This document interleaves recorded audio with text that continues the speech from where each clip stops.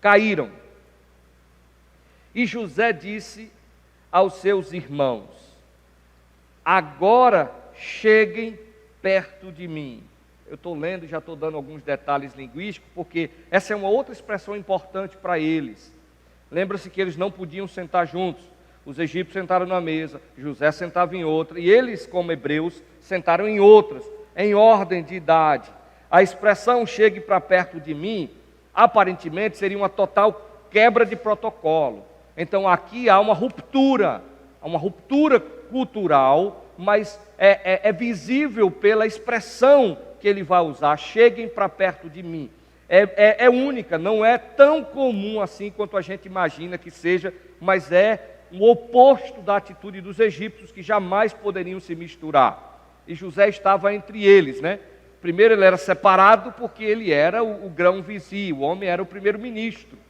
Depois os egípcios, porque eles não podiam se juntar com hebreus, era proibido isso, e a narrativa Moisés vai esclarecer. Mas essa expressão muda um pouco, cheguem até perto de mim.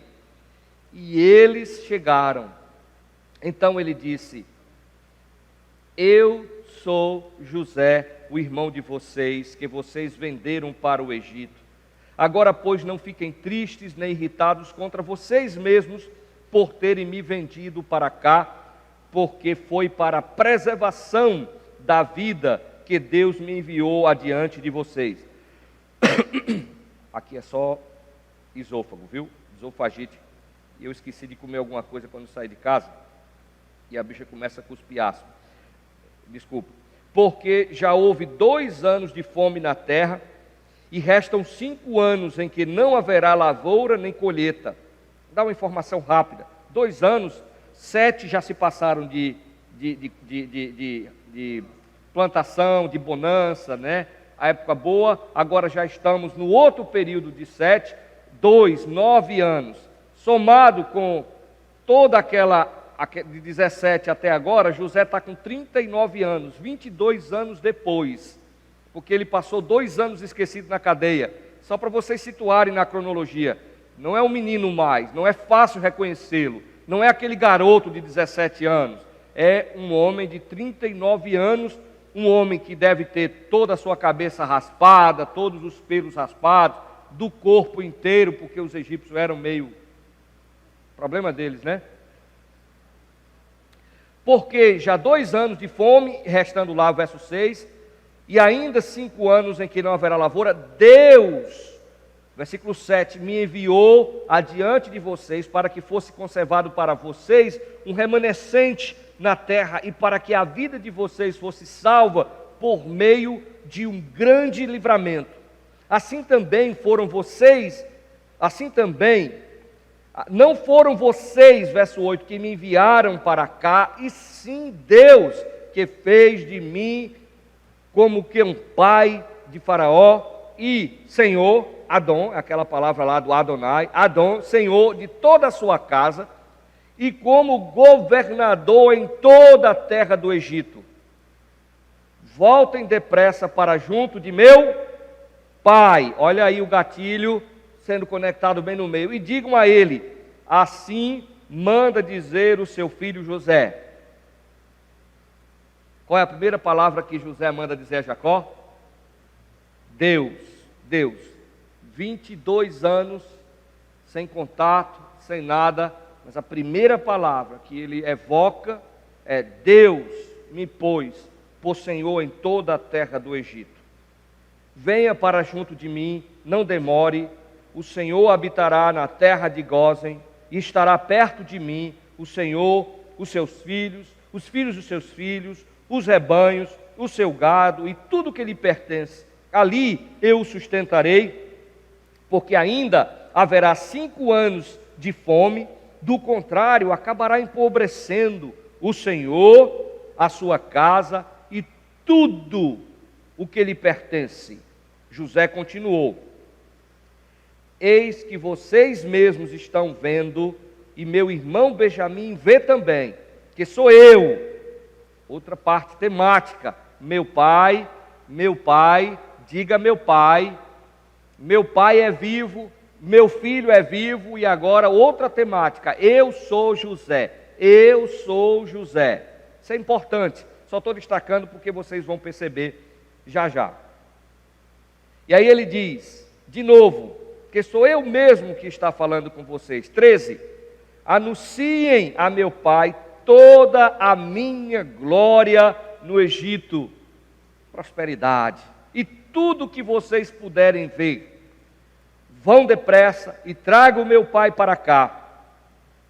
E lançando-se ao pescoço de seu irmão Benjamim, ele chorou. E abraçado com ele, Benjamim também chorou. José beijou todos os seus irmãos e chorou. É um outro tema. Abraçado com eles, depois os seus irmãos falaram com ele. Estavam mudos, ficaram calados, só depois de tudo isso. E Moisés não diz para a gente o que foi que eles falaram, mas certamente, se tivesse uma dentadura, estava difícil até segurar na boca, porque o medo era muito grande, e vocês vão perceber que até os 50 eles temiam José. Eles não entenderam na sua amplitude essa ocasião, que eu chamo da ocasião de uma graça misteriosa. Vamos orar. Nosso Deus, nós te pedimos sabedoria.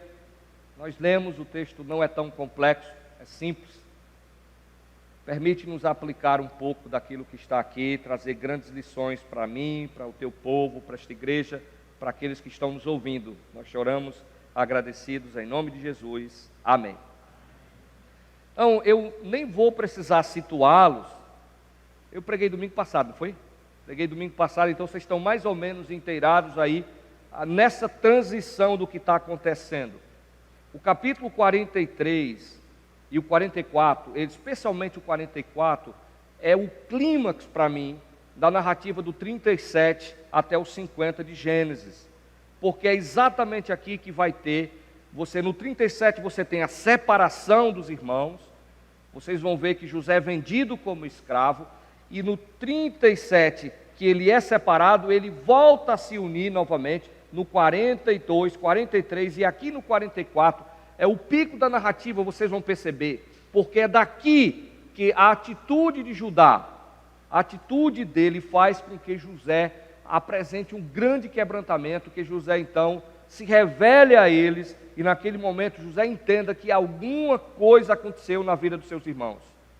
E foi exatamente aquilo que eu disse, que Deus teve que trazer os irmãos de José a um lugar onde eles então pudessem admitir todas as coisas más que tinham feito ao seu irmão e ao seu pai. Deus faz isso com a gente muitas vezes. Às vezes nós estamos endurecidos com uma determinada prática, aquela prática que a gente não consegue se livrar. Pode ser um pecado específico, que Deus tenta nos separar e aquele pecado continua colado na gente. Às vezes, Deus nos leva a um determinado lugar ou situação que vai nos fazer admitir aquilo que nós temos praticado que ofende a Ele. Esse é um ponto que Deus fez com a família de José. E o que Jacó e os seus filhos não tinham a mínima ideia que estava acontecendo, é que aquele evento de vender José como escravo era na verdade orquestrado por um Deus soberano. Tendo dito isto, este é o clímax então, porque Judá, ele reconhece a sua responsabilidade, ele diz, Deus descobriu a minha culpa, isso é importante. Ele se oferece como escravo, ele não é mais aquele cara que vendeu o seu irmão para ser escravo, ele agora se coloca como um voluntário a ser escravizado para deixar o seu irmão caçula ir. As provas que José fizeram, muitos comentaristas vão querer achar que José exagerou, blá blá blá, mas eram testes importantes, orquestrados soberanamente, para poder levar a este pico da graça, o clímax aqui, quando José e os seus irmãos vão se reconciliar, porque José viu que aquele que disse, que teve a iniciativa de dizer, vamos vendê-lo, que proveito nós teremos se matarmos o nosso irmão? Vamos vendê-los como escravo. Esse Judá agora diz: deixa eu ficar como escravo, mas deixa livre o jovem rapaz para voltar para o seu pai. É essa figura que José está atento. Ele se torna então o homem que segurará o cetro. O leão da tribo de Judá está inspirado, é um antítipo claro de Cristo aqui, linguagem lá de Apocalipse. Então, eu falei disso rapidamente, eu vou para os 3 temas, e aí eu vou já aplicando, tá bom? Lá no final eu faço as aplicações só para o protocolo, mas eu já vou trazendo lições práticas, porque eu quase que passei um pouco da estrutura do texto para vocês. Mas tem 3 temáticas dominantes bem claras aí. A primeira temática é essa temática familiar. É uma reunião emotiva da família. E eu já falei sobre o gatilho que domina essa parte para a gente entender. Meu pai vive, José vive.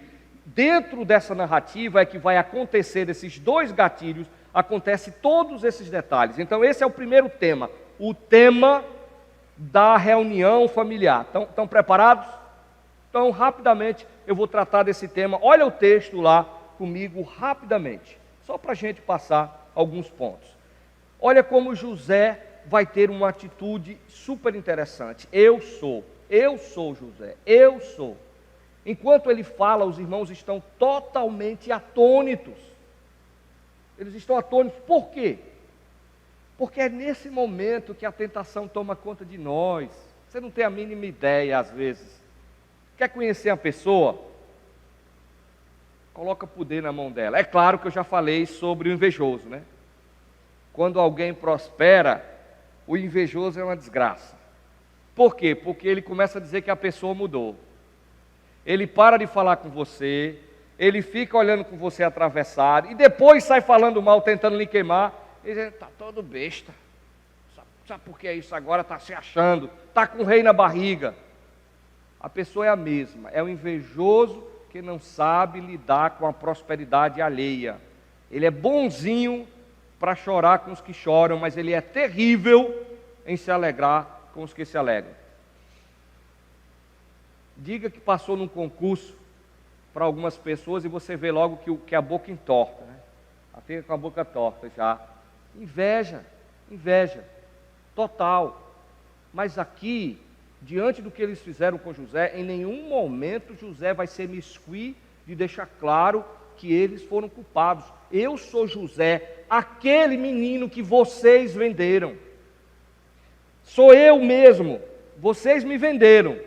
Então, nessa reunião, nessa temática aqui, o ponto que eu quero destacar para você não perder é a atitude graciosa de José. Ele não diz: eu sou José, aquele que vocês venderam, com intenções de massacrar, de humilhar, de fazer qualquer coisa. É um quebrantamento de coração bem claro aqui quando ele se identifica. Ele podia então observar os penosos anos anteriores da sua vida e ele poder ter todas as razões de pisar os seus irmãos. Eu sei que nós temos mágoas aí de sogra, sogro, alguns, eu não, porque a minha sogra e o meu sogro é uma bênção. Cunhado, cunhada, irmão, irmã, tem gente que não sabe se relacionar. Vamos depois tirar algumas lições. Por quê? Eu quero fazer 3 coisas bem práticas aqui, rapidamente, 3 lições que vão se sobressair na temática da reunião de família. Eu sou José, e José tinha tudo para ser alguém desencorajado com tudo que tivesse na sua frente. Mas vem aqui o primeiro ponto, não esquece disso não, por favor. As aflições prolongadas, elas não puderam desencorajar a José, porque aqui vocês vão perceber que ele não é uma pessoa carregada de desânimo. Até com a expressão, eu sou José, me parece ser, ele vinha prendendo na garganta a vontade de ser reunido. Eu trago para a gente que nós vivemos muito debaixo de aflições. Alguns vivem tão debaixo de aflições que se tornam pessoas altamente pessimistas. Mas a razão é muito simples. É porque o pessimista tem sempre os olhos focados em si mesmo. Ou é 80 para ele ou não é nada. Ele não consegue entender que as suas aflições, apesar de serem prolongadas, elas precisam ser lidas de acordo com as lentes da vontade de Deus. Quando alguém diz que José era próspero e chama José de prosperou e José ainda está preso, como é que o cara prospera numa cadeia, pelo amor de Deus? Prosperar é sair da cadeia. Mas quando a Bíblia chama o homem de próspero, ali, está dizendo, e achou o favor, e o Senhor o fez prosperar, o cara, só porque ele assumiu a chave da cadeia, mas ele trancava a grade com ele pelo lado de dentro.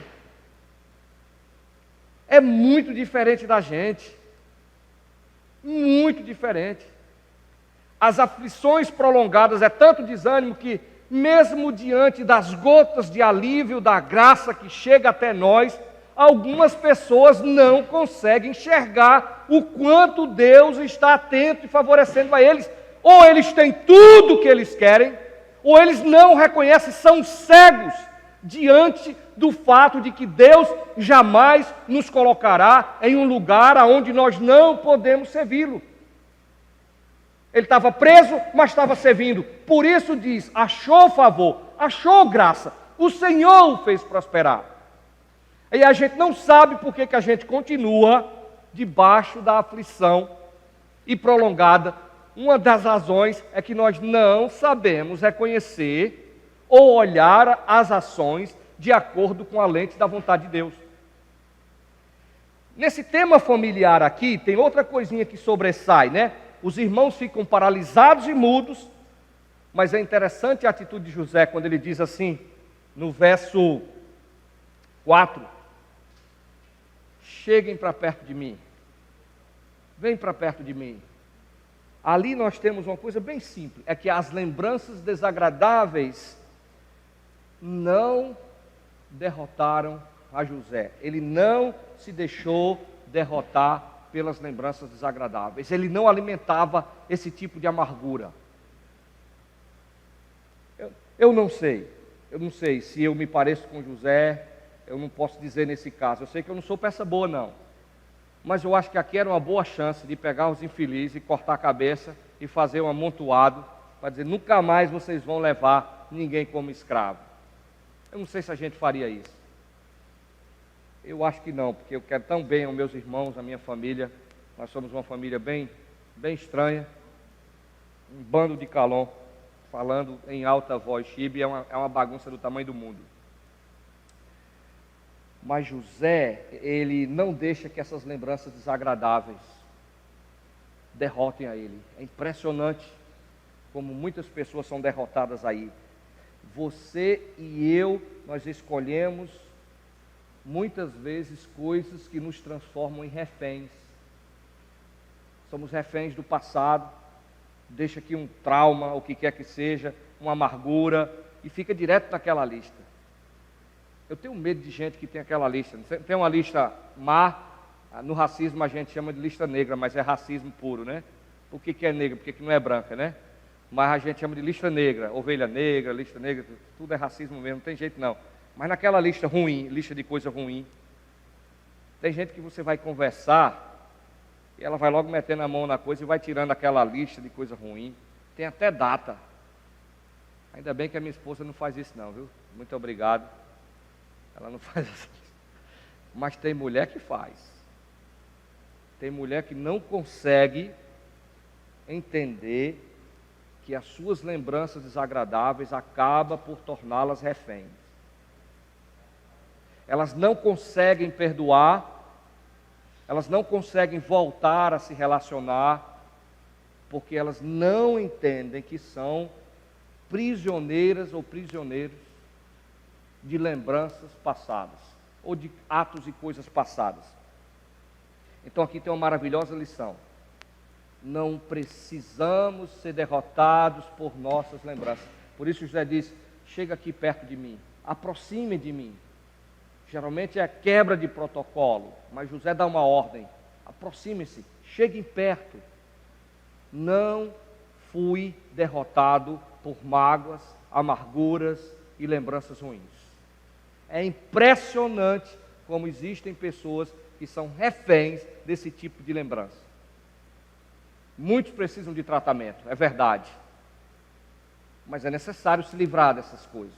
Terceira coisa aqui, dentro dessa reunião familiar. As grandes bênçãos, elas não precisam nos desqualificar para a obra que a gente vai fazer para o serviço. Às vezes a gente recebe uma bênção tão grande, e quando a gente recebe, a nossa tendência natural, a tentação é querer vingança, é descontar. Essa é uma tendência natural da gente. A bênção chega para até nós, ou seja, as grandes bênçãos chegam para nós e a gente vai usá-las para desqualificar naquele serviço que Deus nos colocou para fazer. Eu não sei porquê, mas nós tendemos a agir dessa mesma maneira. E José diz o seguinte: é verdade, vocês me venderam, verso 5. Mas ele diz: não fiquem tristes, número 1, não fiquem irritados com vocês mesmos, que é isso que nós fizemos.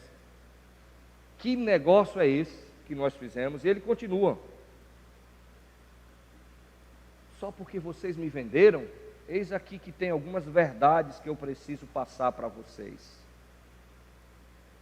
Como José podia ver as respostas mistas e perplexas dos irmãos, sem entender nada do que estava acontecendo, mas ele nunca se desqualificou da sua posição, que podia pegar a espada e ficar por isso mesmo, encerrar ali toda uma história. A gente pensa às vezes que o melhor remédio é cortar o pescoço das pessoas para nos livrar da prisão de ressentimento, quando na verdade nada melhor do que uma atitude graciosa.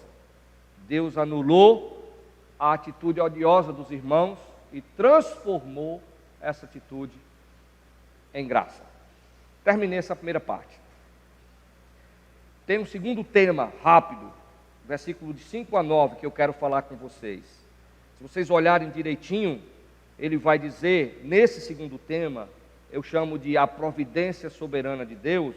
Vocês podem perceber comigo que por 4 vezes, no versículo 5 até 9, a palavra Deus, Elohim, vai aparecer. Não aparece o nome sagrado de Deus, Yahweh, não aparece, mas Deus vai aparecer 4 vezes nos versículos 5, 6, versículos 5, 7, 8 e 9, se você perceber direitinho. E essa temática da soberania de Deus, olha como ele é montado lá. Ele diz: vocês me venderam por escravos, mas não se enganem, não se enganem. Uma mão invisível estava cuidando de tudo. Isso é providência. Quando nós falamos de providência, se fôssemos citar aí o Catecismo de Heidelberg, acho que é LD 10, quando ele dá uma definição de providência, ele vai falar de soberania. Mas nós temos 2 coisas da providência: providência como história e providência como governo. Heidelberg só define como governo, o que quer dizer que Deus, ele tem o compromisso de agir na criação, de nos livrar ou nos colocar em situação difícil, de curar ou mesmo de permitir enfermidade. Ele é soberano para que nenhum fio de cabelo caia da nossa cabeça. Já conversei seriamente com Deus sobre isso, mas Ele não me obedece porque Ele é providente, soberano, faz tudo como quer. Não há nada que esteja fora do seu governo. Então, providência quer dizer, não há nada, nem mesmo os pecados hediondos dos irmãos de José estavam fora do controle de Deus. Nem mesmo os pecados hediondos dos irmãos de José, aquele de assassinar a José, de jogá-lo dentro de uma cisterna, de tirá-lo de lá e de vendê-lo. José deixa bem claro aqui, por 4 vezes, quem estava realmente orquestrando, qual mão invisível estava agindo ali. Olha lá, rapidamente. No 5, ele diz: foi para a preservação da vida que Deus me enviou adiante de vocês. Foi Deus que enviou. Foi Deus que enviou. Isso não isenta a culpa dos irmãos de José. Eles são responsabilizados. José deixa claro. Vocês intentaram o mal, no capítulo 50. Deus intentou o bem. Infelizmente, a gente ainda vai pregar no 50, as nossas versões traduzem assim: vocês intentaram o mal, Deus transformou o mal em bem. Não é isso que o texto diz. O texto tem duas intenções paralelas. Vocês intentaram o mal, Deus intentou o bem, e é essa providência soberana que prevaleceu. Ponto final. Foi para a preservação. Versículo 7. Deus me enviou adiante de vós, número 1, para conservação da vida de vocês e salvação de vocês. Versículo 8. Não foram vocês que me enviaram para cá, vocês foram instrumentos. Os seus pecados hediondos não passaram despercebidos a Deus. Foi Deus, ele diz, que fez de mim como que um pai de Faraó. Capítulo 8. Agora o 9. Deus me pôs por Senhor em toda a terra. Se você já percebeu essa temática aqui, a gente pode trabalhar aqui algumas partes práticas rapidamente. Porque José vai reconhecer a ação soberana de Deus em toda a sua vida. Toda ela era cercada. E é interessante que o cara tinha tudo para ser a figura mais amarga na história dos filhos de Jacó. Tinha tudo para viver de mimimi, para viver de vitimização. Tudo, mas ele vai fazer o seguinte: ele confia nas promessas de Yahvé, não importa o quão sombrio o dia foi para ele. Ele confiou na prisão, ele confiou quando foi esquecido novamente na prisão, ele confiou quando ele foi vendido. Os irmãos dizem: eu vi a angústia nos olhos do irmão, a angústia de alma, mas ele confiou nessas promessas. É exatamente aqui que nós vamos perceber que José era alguém cristocêntrico ou teocêntrico, para usar um termo mais correto, mais atual, né? Teocêntrico. Deus era o centro da vida de José. Então, dessa temática aí, eu creio que vocês já estão por dentro. Tem uma outra temática, e aí eu vou para as aplicações. É a temática da prosperidade, que está aí nesse texto também. Observe que lá no versículo 22, cada um deles, quando vão para a terra, cada um ganha roupas novas. E vocês lembram, né, que roupas novas, além de uma banda, né, tinha uma banda que chamava Roupa Nova. Aqui, roupa nova aqui é realmente bênção, né, prosperidade, é mudança de sorte, literalmente. Mas quem foi mais sortudo foi Benjamim, que ele ganhou 300 moedas de prata e 5 roupas novas. Rapaz, 300 moedas de prata, dava para a gente fazer aí um bom investimento.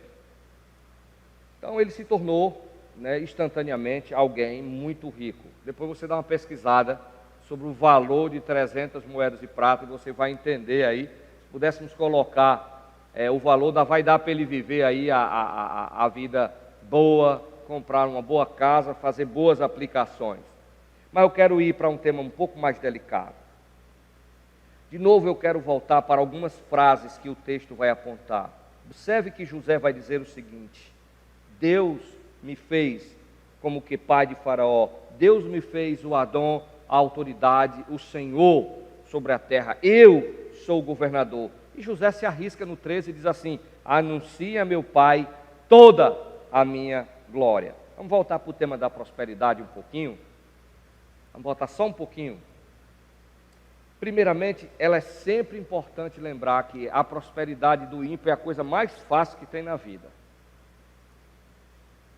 A coisa mais fácil do ímpio é um negócio assim. Eu posso citar sem dizer nomes, mas a prosperidade do ímpio, parece que tudo que o ímpio coloca a mão floresce, e parece que tudo que o crente põe a mão, parece que o negócio seca. Você diz: homem, que mazela é essa, pai? Não deveria ser o contrário? E essa corrente que eu estou falando é o oposto do que muitos pregam aí fora na famosa teologia da prosperidade. Jesus era rico, ele andava de limusine naquela época, né? O jumento, que nem era dele. E a gente sabe que Jesus era paupérrimo, porque no sacrifício dele, do 7º para o 8º dia, foi pombinha, somente o pobre iria oferecer isso. Então não era rico, carpinteiro não era uma casta, uma classe respeitada. Mas é necessário dizer exatamente isso. Nós tivemos, essa semana, nós tivemos com uma pessoa assim, fizeram um almoço muito bom para a gente, claro, né? Eu escolhi o que é que queria comer, então tinha comida para a gente pisar, afastar com os pés. Mas um almoço muito chique, muito bom, muita comida boa, lá em Brasília. E sentou na nossa mesa lá, o presidente, que eu não vou citar o nome, né? Uma pessoa, ele dizendo como foi que ele começou. Uma ideia. E ele dizendo, hoje, assim, uma das minhas empresas, ela fatura entre 11 a 12 milhões mês. Quando ele falou isso aí, 11 a 12 milhões mês, né, só uma delas. Para o ímpio parece que é assim mesmo. Se fosse o crente, ele começasse uma horta, ia dar logo umas minhocas lá que ia destruir tudo. Mas parece que para o ímpio, a prosperidade do ímpio é comum, porque a vida deles se resume bem aqui. Então, é muito mais comum o ímpio ser próspero do que o crente ser próspero. A prosperidade do crente, ela precisa sempre ser exercida dentro da atividade divina da aliança.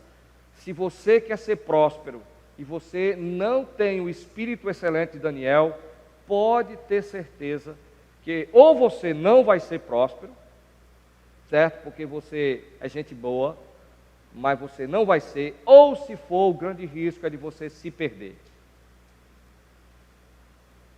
Se você foi chamado para ser próspero, não se esqueça disso.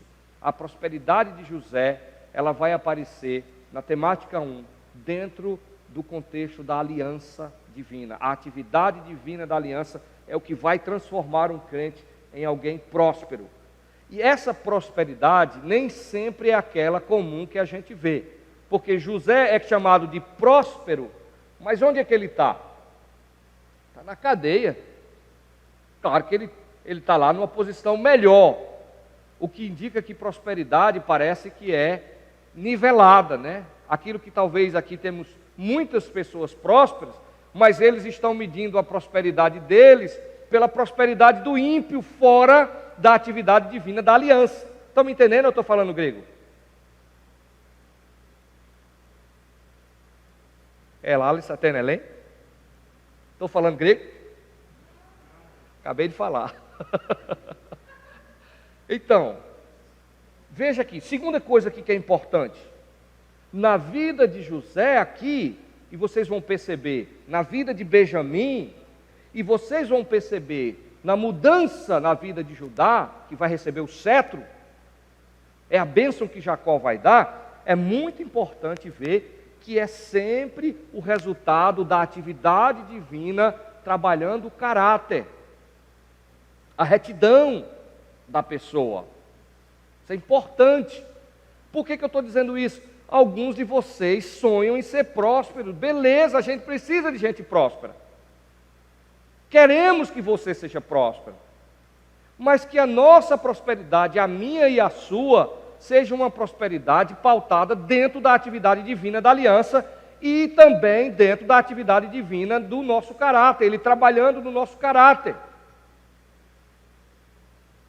Porque senão, a gente pode ilustrar uma coisa tão boba, tão boba. Tem coisa mais boba para nós crentes do que o dízimo? O dízimo é a coisa mais boba. Primeiro que ele iguala todo mundo.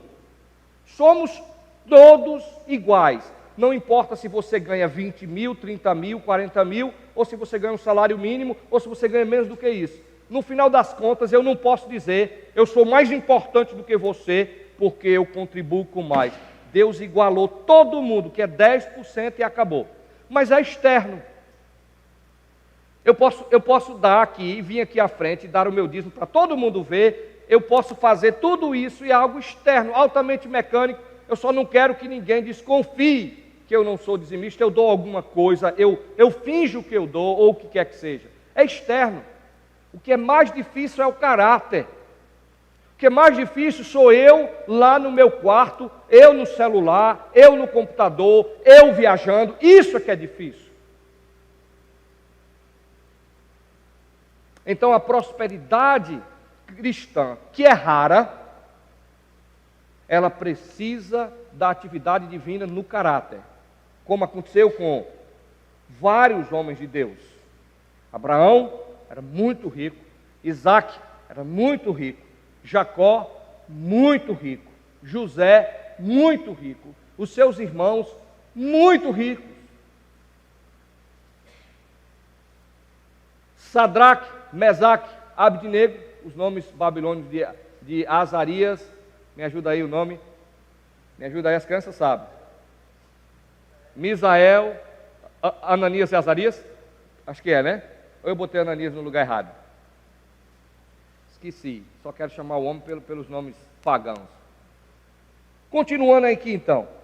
O que a prosperidade aqui na vida de José, e ele diz lá para o meu pai, anuncie a minha glória. Ora, é óbvio que é uma glória. Um menino velho daquele, né, saiu do nada para se tornar governador do Egito. Não é fácil, não. Seria basicamente dizer o seguinte: se a gente pegasse um exemplo, a maior potência do mundo hoje ainda é os Estados Unidos da América. Basta dizer que a grande potência, os Estados Unidos têm 10 mil porta-aviões e a China tem um. Só para ilustrar aí, a poderosa China tem um porta-avião, está fazendo o segundo agora. Os Estados Unidos têm 10 mil porta-aviões. Você imagina que alguém se torna ali, se fosse um império, o imperador ficava lá de boa, e o presidente é o primeiro-ministro dos Estados Unidos, que mandaria nas Ilhas Salomões, todas as ilhas ali do Pacífico, e ainda tem a Porto Rico aí que manda também, e etc. Então esse cara aqui vai ver o seguinte: a prosperidade dele é um estado da plenitude que é realizado como resultado da presença de Deus na vida dele. O que é que eu quero dizer com isso? Quando ele diz, anuncie a minha glória no Egito. Deus me fez senhor de Faraó. Deus me colocou como senhor e governador. Esse cara, é dito sobre ele no capítulo 39, no capítulo 37, que a graça do Senhor está sobre ele e ele acha o favor do Senhor. Eu acho que a gente, então, quando falar em prosperidade, tem que gastar mais tempo na nossa espiritualidade do que em outras coisas. Para quem quer ser próspero, eu penso que a gente tem que gastar mais tempo de joelho do que tempo sentado no escritório. Para o cristão, para o ímpio, não. Qual é a diferença entre a prosperidade do ímpio e a prosperidade bíblica? Quem sabe? Qual é a diferença? O ímpio escorrega, ele cai, mas a diferença é que o cristão também escorrega e cai. A gente corre esse risco sério. Mas é o foco. Se você olhar direitinho, a prosperidade do ímpio é atribuída a ele mesmo. Mas e a prosperidade do cristão? É resultado da atividade divina na aliança, é resultado da atividade divina no caráter. É um estado, claro, da presença de Deus, resultado da presença de Deus na vida dessa pessoa. Essa prosperidade bíblica, ela vai então transcender a prosperidade do ímpio, porque a prosperidade bíblica tem sempre um alvo maior. Sempre tem um alvo maior. Sempre tem alguma coisa de sacrifício, de ajudar outros. Deus jamais vai nos colocar sobre um trono se não tiver um propósito maior para a sua honra, a sua glória. Eu digo assim, um propósito salvífico. É claro que ele bota e nem sempre a gente corresponde com tudo, mas é importante se ligar nisso. Somos colocados em posições elevadas, sempre por um propósito maior. No caso de José, ele declara aqui: preservar a vida de vocês, deixar que os seus filhos tenham um futuro, salvar vidas que podem morrer de fome. Então, quando a gente olha o olhar na política, é óbvio que nós não vamos idolatrar ninguém. É óbvio que não devemos idolatrar ninguém. Mas nós precisamos ver quais os propósitos que estão no embate e como as lentes da vontade divina podem ser lidas por nós. Como é que a gente vai usar isso? Deixa eu fazer as aplicações, porque o tempo vai passando e já me estendi.